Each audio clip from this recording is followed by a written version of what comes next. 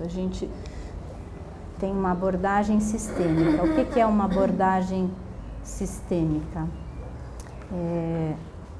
É uma maneira de ver, de situar e de pensar o problema na relação com o contexto e de forma a ampliar os nossos ângulos de observação, né? Porque se a gente, ligando aí com o que eu digo, se a gente olha para a situação que a gente vai trabalhar por só um ângulo, a gente pode perder o que há além para ser visto, né? Então, por exemplo, os recursos e as competências das famílias que a gente trabalha. Porque às vezes o que nos chama mais atenção, e percebo pelas palavras que vocês foram trazendo, né? Quando vocês foram falando aí da família com que vocês trabalham, o que nos chama mais atenção no primeiro momento é a falta de. Porque isso é muito presente. A Isabel vai falar aqui das famílias, né, com que ela trabalha, onde tem muita falta de, né, Isabel, pelo que você estava me falando. E como isso é muito forte, se a gente ficar nisso, a gente fica, né, impossibilitado. Agora, se a gente puder olhar com um olhar que acredita no recurso, na competência de cada um, ainda que na vulnerabilidade, a gente pode fazer um outro trabalho, né, quando a gente trabalha com essas famílias. Um olhar que às vezes pode partir, por exemplo, do sofrimento, né, para a construção de alguma coisa, porque o sofrimento é algo que é difícil? Sim, é difícil, mas o sofrimento é um mestre para ensinar coisas, né? Depois que a gente enfrenta um sofrimento, a gente normalmente aprende, e essas famílias aprendem muito no sofrimento. Só que nem sempre elas se dão conta do quanto elas têm de capacidade, né? Porque além da capacidade que a gente precisa ter, claro, né, de um saber, de poder ter aí conhecimentos, buscar conhecimentos, a gente tem uma capacidade de saber que é de vida, de experiência de vida. Então, todas essas famílias, tanto as nossas quanto essas, né, que a gente pensou aí com as quais a gente trabalha, elas têm essa possibilidade porque elas têm essa experiência de vida na diversidade. Então, se a gente puder olhar para elas de uma forma, acreditar nessa possibilidade, elas também vão poder. Se a gente olhar com um olhar que espera coisas que elas não podem, nem elas nem nós poderemos, né?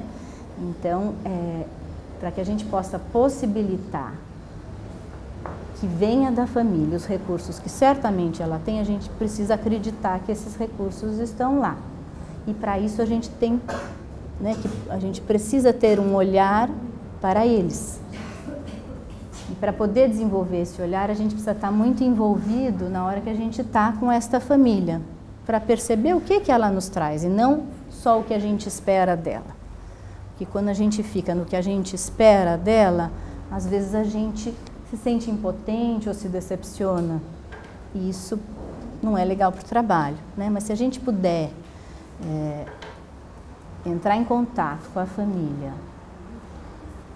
num olhar que busca aí o que certamente a gente vai encontrar se a gente tiver este olhar, a gente se potencializa e a gente potencializa a família também. Quando a gente fala de sistema, a gente está falando de um conjunto em que as partes influenciam o todo e o todo influencia as partes. Se a gente olha para a família como um sistema, a gente, né, vai olhar sabendo que a mudança num membro da família pode provocar mudança na família toda e vice-versa.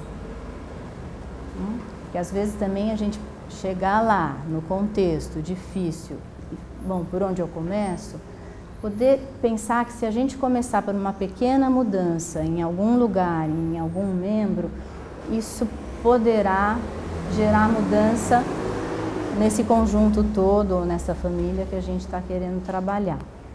Então, essa é uma outra premissa aqui da abordagem sistêmica, né?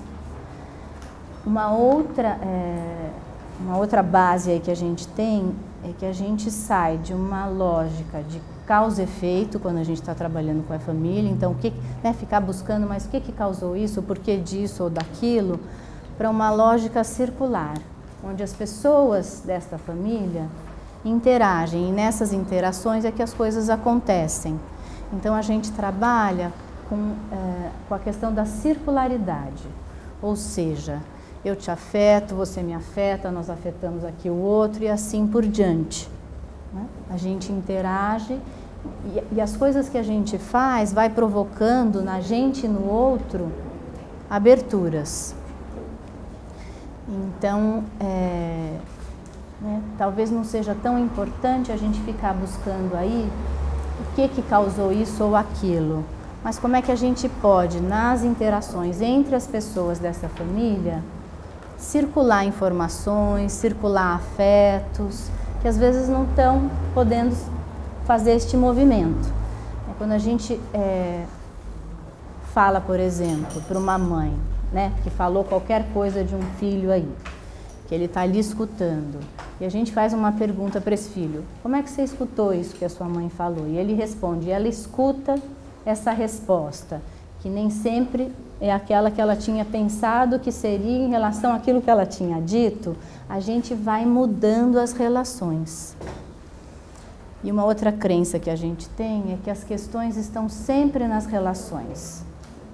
Elas não são, por isso não causa efeito. Então, se esta família está assim ou assado, não é por conta deste ou daquele membro, mas porque tem relações, né, que estão aí acontecendo, que estão mantendo alguns padrões, algumas questões, alguns conflitos.